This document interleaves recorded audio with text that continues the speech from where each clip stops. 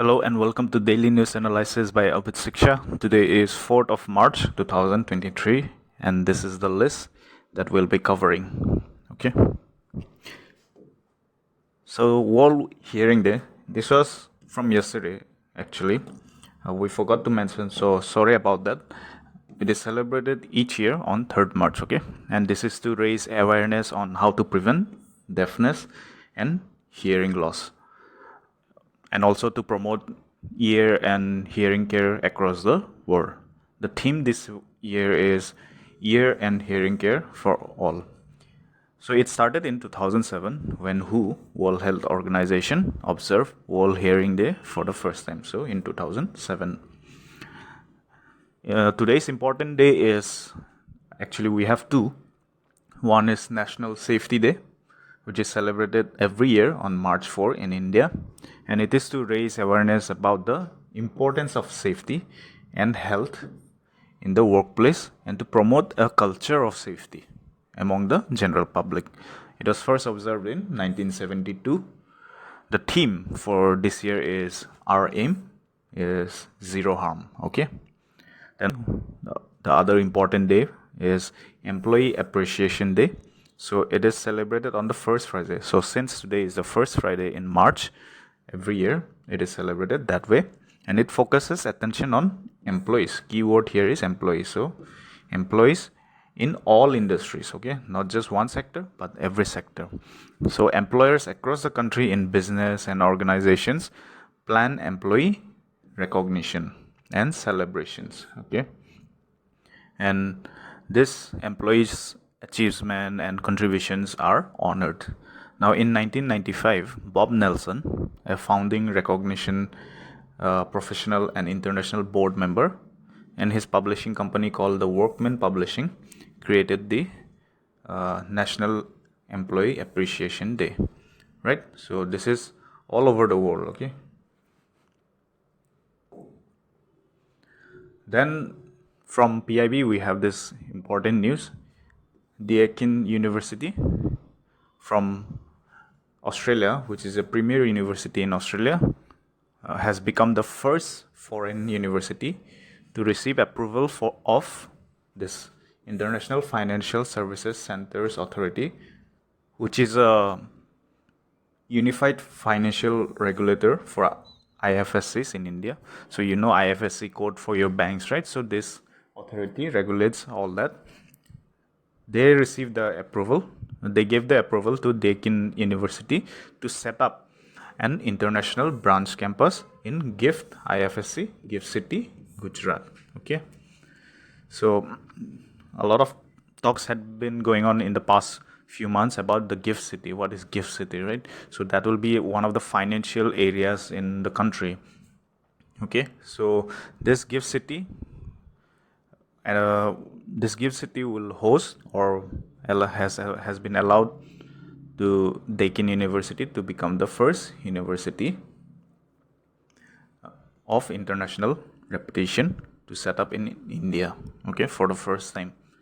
And this courses, the institutions, all the foreign world-class foreign universities and institutions that will be allowed in GIFT City will offer courses in financial management, fintech, science, technology, engineering, and mathematics, free from domestic regulations, right?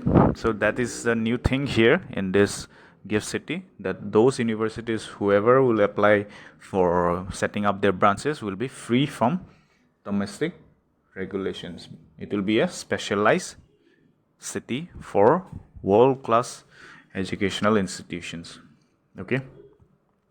This is done to make high-end human resources in the financial sectors, okay? Again from PIB we have from Ministry of Youth Affairs and Sports. So National Anti-Doping Agency and National Council of Education Research and Training, NCRT, has signed an MOU, which is a Memorandum of Understanding, to strengthen the value-based sport education. So value-based sport education among school children and teachers. Okay. Now this is important because education actually shapes the character of students, and sports instills positive values, right, as stated by our Secretary of Department of School Education and Literacy. So this helps when there is value in education system. It helps in raising good citizens for the future. Now recently we have been hearing a lot of news on doping by athletes, right? Why? Because there is a lack of understanding of values in the sports segment, right? So this memorandum will have a lot of ethics and values, like the concepts of integrity, diversity, equality, fair play, respect, teamwork, and promoting the UNESCO value-based sports education. Okay, so that is why this memorandum of understanding has been taken place. Now NTPC, again, we have been reading about NTPC in the regular series for the last few days. So NTPC is doing a lot of wonderful things, and again it has been conferred with this CBIP Award 2022 for what? For outstanding contribution in power generation. Okay, now CBIP awards are conferred to institutions or individuals for their outstanding contribution to the development of water, power, and renewable energy sectors. Okay, so we have been talking about NTPC quite often these days. So again, you can remember CBIP. All right. So this outstanding contribution in power generation was attributed to NTPC's Bindyashal Superb Thermal Power Station, which is the largest power station for its efficiency and high level of generation. Then here from PIB, from Ministry of Finance, Sovereign Gold Bond Scheme, issue price, right? The news itself is not that very important if you are not investing in gold bond scheme, but we have to understand what is sovereign gold bond scheme. So it was launched in November 2015 with an objective to reduce the demand for physical gold and shift a part of domestic savings used for the purchase of gold into financial savings, right? Now, gold bonds are issued as Government of India stock under the Government Securities Act 2006. So, gold bond prices are linked to the price of gold of 999 purity, that is 24 carats, which is published by Indian Bullion and Jewelers Association, which is in Mumbai. Now, the gold bonds come with a maturity period of 8 years, with an option to exit the investment after the first 5 years. So if you invest in the gold bond scheme, the maturity period takes 8 years, but you can definitely get out from the investment or exit the investment after the first 5 years. So the rate is 2.5% per annum is applicable. Okay, right. Then from Ministry of Rural Development, we have this news that it has extended its memorandum of understanding with NIFT. What is NIFT? National Institute of Fashion Technology. For what? For providing design support.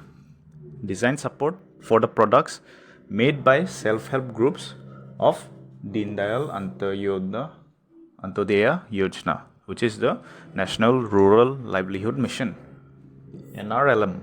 Okay, so they have extended the memorandum with NIFT to provide the design support to help these self-help groups in earning their livelihood, right?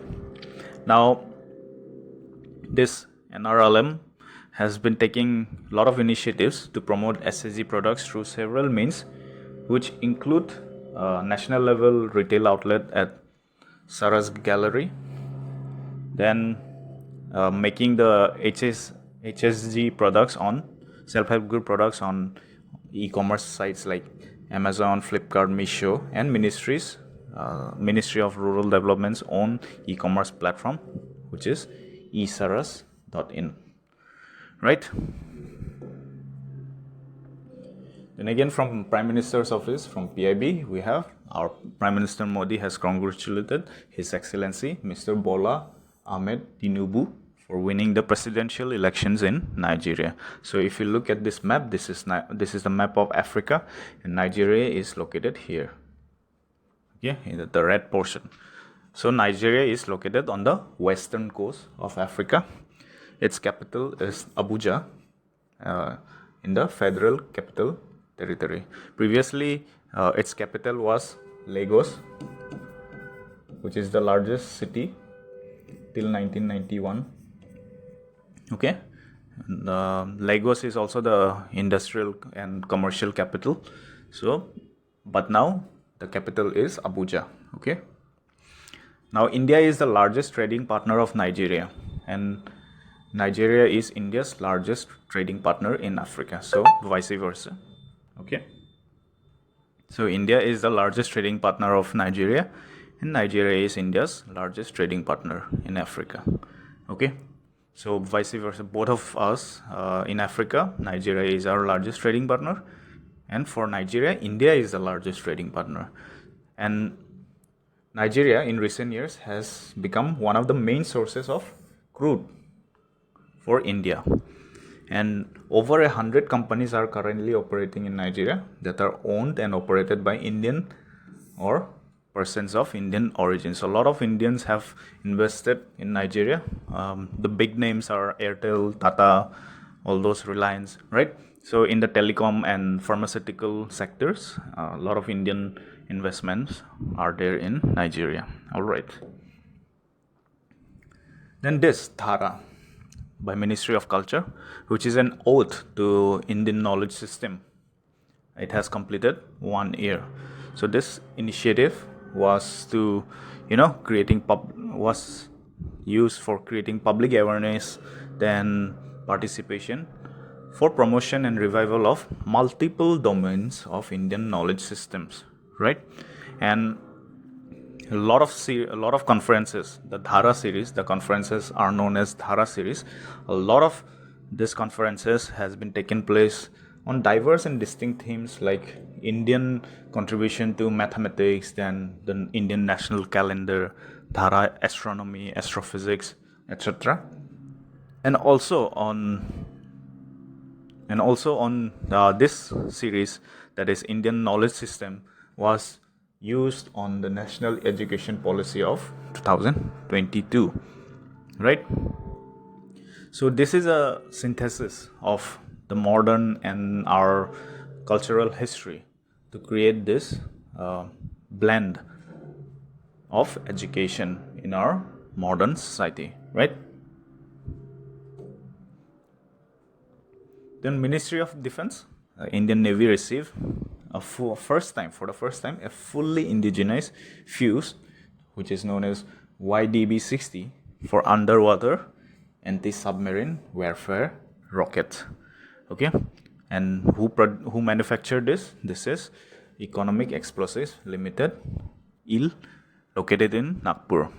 Okay, so for the first time, a privately manufactured fuse for a rocket has been handed over to Indian Navy. Then from Ministry of Textiles, we have Samarth, which is scheme for capacity building in textile sector. The ministry has stated that it will be operational till March 2024. So under this scheme, Samarth, 1.5 lakh persons imparted skill. So under it, 70% were employed under the scheme. Then more than 85% beneficiaries are women. Majority are from marginalized sections of the society. And through the scheme aims at employment linkage through textile industry collaboration, right? So link this news with that memorandum of understanding with NIFT, right? How promotion, like with the NRLM scheme also. Okay, so to understand various schemes of the government, you have to link a lot of things. Like for example, this is also from marginalized sections of the society. Where are marginalized sections of society found? So in the rural areas, then in the slums, right? So connected in this way, how the schemes are interchangeably used in various sectors. Now, Samarth, the scheme aims to incentivize and supplement the efforts of industry in creating jobs in the organized textile and related sectors. So it includes spinning and weaving, right? There are various training program and courses that has been provided to all these people, out of which 70% were employed under the scheme. Okay, and there are various other things that Samarth provides, like features like Aadhaar-enabled biometric attendance system, then training of teachers, CCTV recording of training programs so that we see that they are doing their work well. Then dedicated call center with helpline number. There is a mobile app also. Then there is web-based management information system, online monitoring, training process, etc. Right? All these are the features of Samarth. Then President of India to confer SWACHH SUJAL SHAKTI SAMMAN 2023 on 4th March, that is today. Right? To mark the occasion of International Women's Day, Ministry of Jal Shakti is celebrating women's leadership by facilitating women, which will be SWACHH SUJAL SHAKTI SAMMAN 2023. Now this Samman aims to bring women achievers from the grassroots to the front and connect them with national leadership. Right? So this Samman aims to celebrate the extraordinary contribution of women achievers or leaders in the water sector. Okay.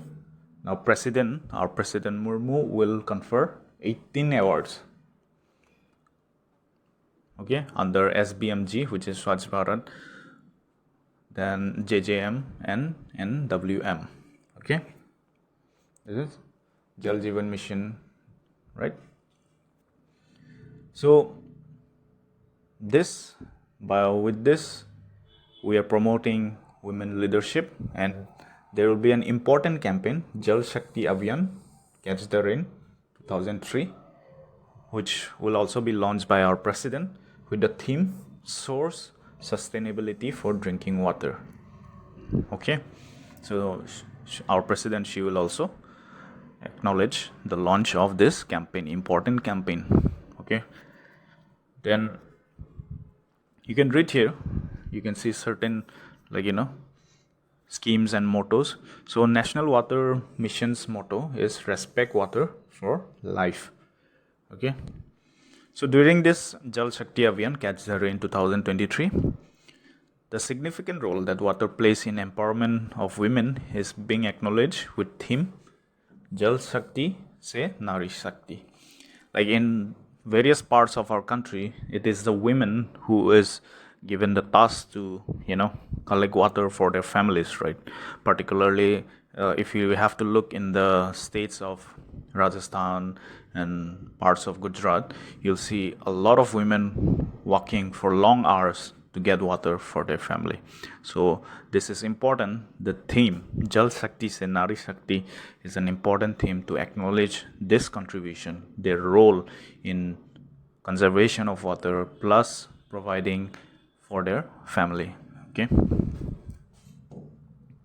finally, in the last slide we have news from Assam Tribune clipped together. So first, India scores 74.4 in World Bank Index on Working Women. Now this rank is lower than Nepal, who stands at 80.6, right? So this index is it shows how the life cycle of working women is in relation to working men. Okay, so those who have 100, those who have a score of 100 on the index means that women are on equal standing. So 100 means equal standing with men. Okay, equal standing with men. India has how much? India has 74.4. Okay, and there are various reasons to it. According to the World Bank Index report, there are various reasons to it. Some of them are listed here, like freedom of movement of women, then laws affecting women's decision to work. We are still lacking behind in providing better laws for women to work. Then constraints related to marriage, which is an obvious factor in Indian society. Hence, because of all this, we have 74.4, which is lower than Nepal. Nepal has the region's highest. In the South Asian region, Nepal has the highest at 80.6. So equality between men and women in India is still lacking, according to the report. Okay. Only 14 out of 190 economies have been marked 100. So these are the best countries for women being at par with men. So Belgium, Canada, Denmark, France, Germany, Greece, Iceland, Ireland, Latvia, Luxembourg, the Netherlands, Portugal, Spain, and Sweden. They have better working women report. Okay.